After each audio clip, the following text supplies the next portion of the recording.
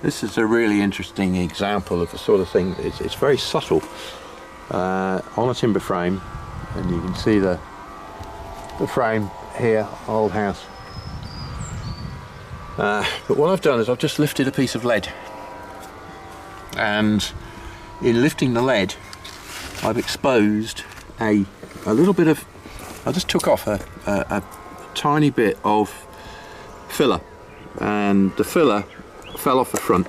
And I don't know if you can see here, but in exposing the filler, what we've now got is a very wet joint, and that wet joint is absolutely full. It's an ant's nest. So what we've now got is timber starting to rot in the corner, and look at all this. These little buggers absolutely love damp conditions, so we know now that wherever we're dealing with the base of this post, we've got potentially issues in the base and some of the joints. So we've just got to be very careful. This particular cottage is painted, and the paint is going to trap moisture, and we've got a plinth here that has been cemented, so we know that there may be moisture in the plinth as well. So we've got to be a little bit careful. I think it's been rebuilt by the looks of it, because there's a DPM in there, so it's probably a new plinth that's been rebuilt. Okay, so that's that, and we'll carry on and add a bit to this in a sec. Just carrying on from here, what we've also got here is very typical. We've got painted frame, and if you listen to that, you can hear it's completely hollow. That's very, very soft, and this is all filler. So it's always bouncing off the filler. That's not hard timber. That is timber, that's not. It's all hollow. And then somebody's gone and put a cement fillet on the top, and you can see, I think if you look at the fillet, it's, if I zoom on it, you've got a hole in the fillet which is letting water in, and you've got a piece of timber there at the top which is rotting and rainwater getting in, so you've got a problem there. So we'll carry on round, but that mortar fillet should not be there. That should be lead, and you do not want cement in contact with the timber. So two things here: you've got to get the paint off, and you've got to get the cement off and do it properly in lead. So I'm just going to carry on working around this at the moment, showing if we get up to the front door, we can see there's good solid timber there, but you notice where we're tapping, it's all hollow. It goes hard, and it's just, I don't think there's much under there at all. This is the trouble with paint and filler. If we get to this joint, we've got a vertical on a sill beam. The sill beam sounds fairly hollow, fairly solid. The vertical is bouncing, and that says to me it's not connected. Then I come to what we've got here, and we've lifted a bit of lead. You've got an infill panel. I hate these infill panels that have been done, I don't know, in some sort of modern material. We'll try and find out what. But lead work under the panel, and the lead work traps moisture. You should never put lead under infill panels. And what this is doing, if you can see, is softening. If I get my little thingy, you'll see how the oak is soft and rotting underneath. So the one thing you never do is put lead on top of timber, because it traps moisture. Everybody thinks it stops it from getting wet, but in actual fact it ties moisture into it. Now if we come further along, we'll see we've got hard timber here, you can hear it ring.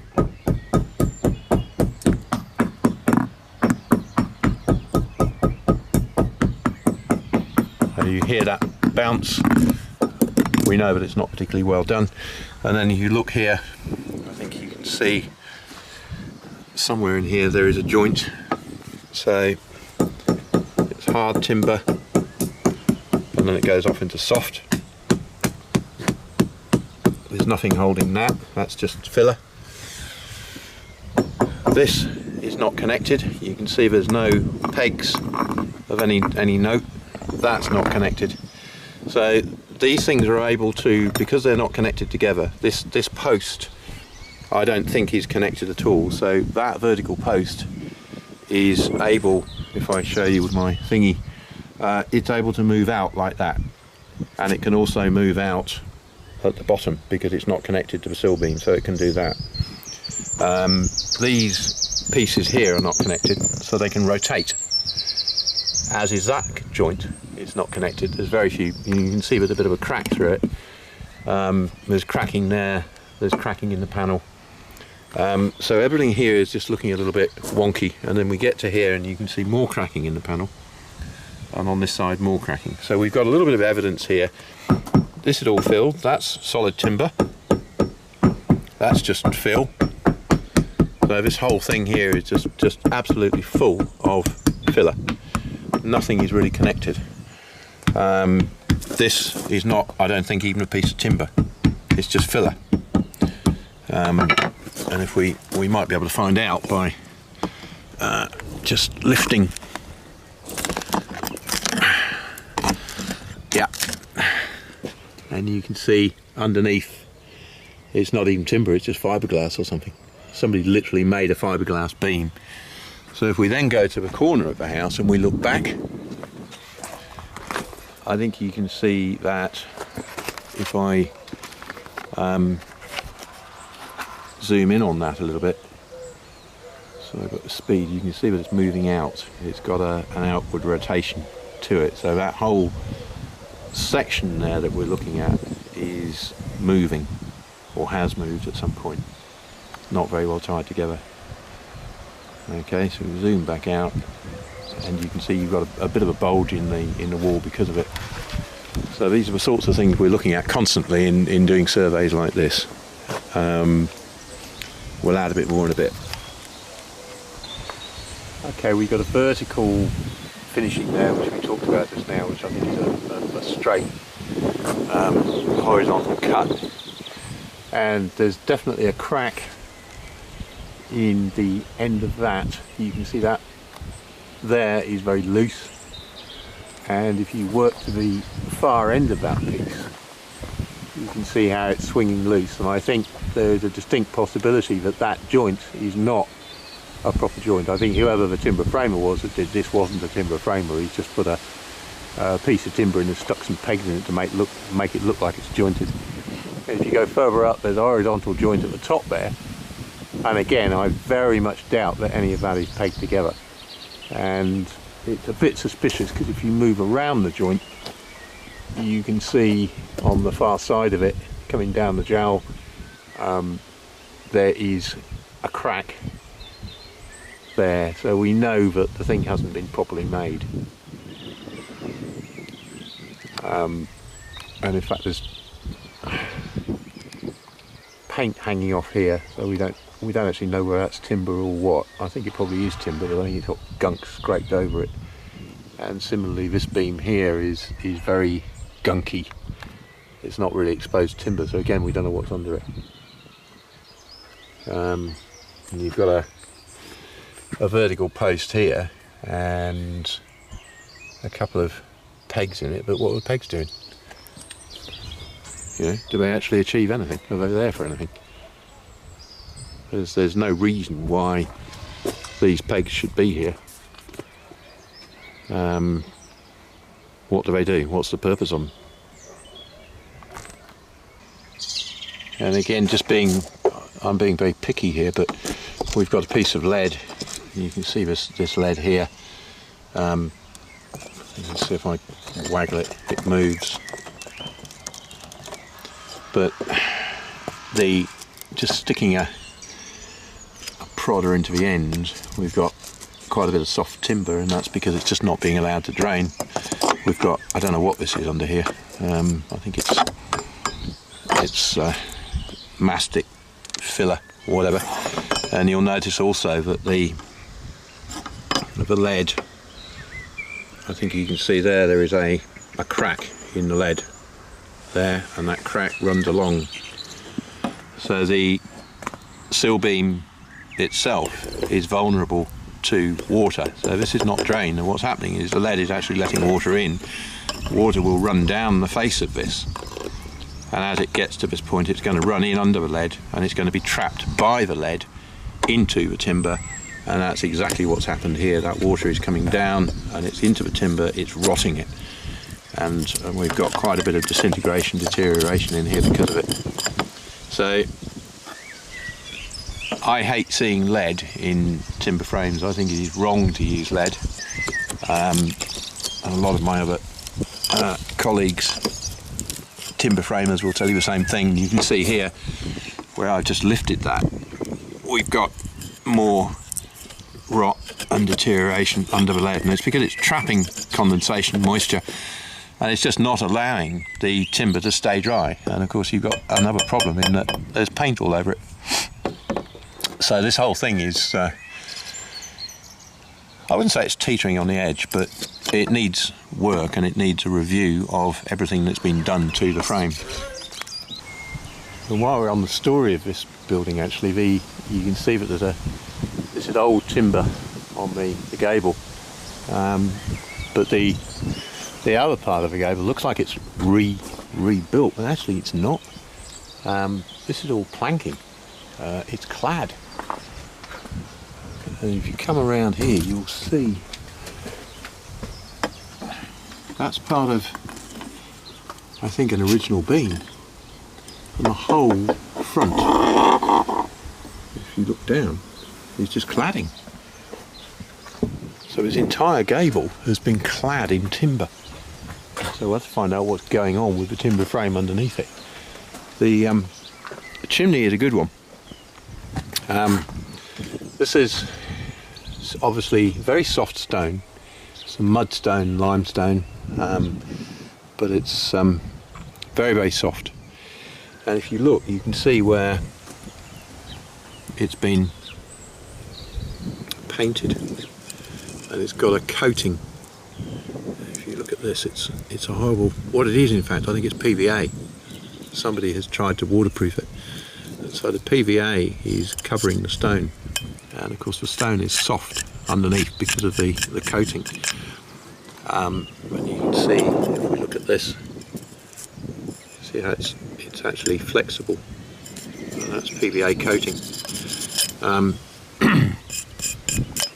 And then if you take a bit of the cement off, you can see there how we've got the original perfectly good sort of mud lime mix, and then cement fronting it, and of course the cement is damaging the stone and softening all of the stone.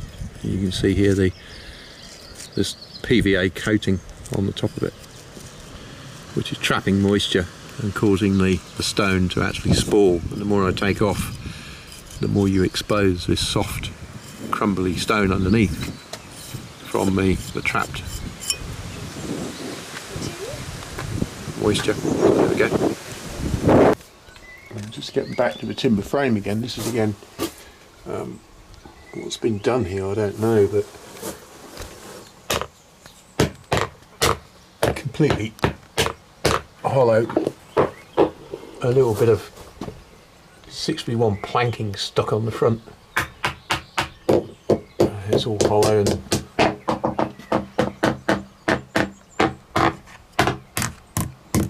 that's all filled. There's actually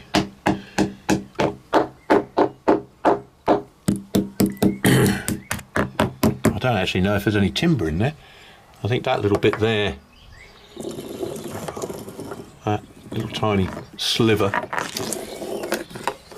in there, is probably timber, and the rest of it I think is filler. Don't think there's much left of that. And that piece across there is certainly not a proper, that's just a plank stuck over. That's completely hollow.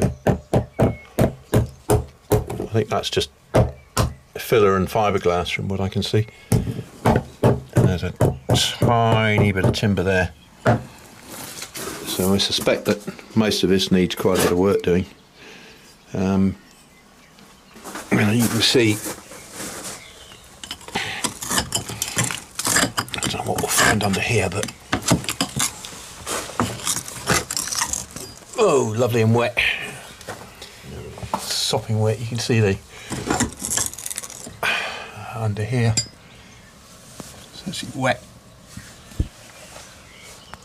so that's not doing any good. Take the cement off and you can see wet mortar, not very good at all. So this wall's going to be, there we go, so that mortar there is quite damp, quite wet. Of course, plants growing out of it.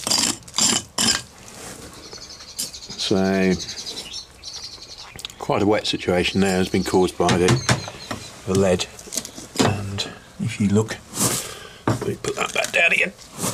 You can see here it's starting to soften and rot behind there.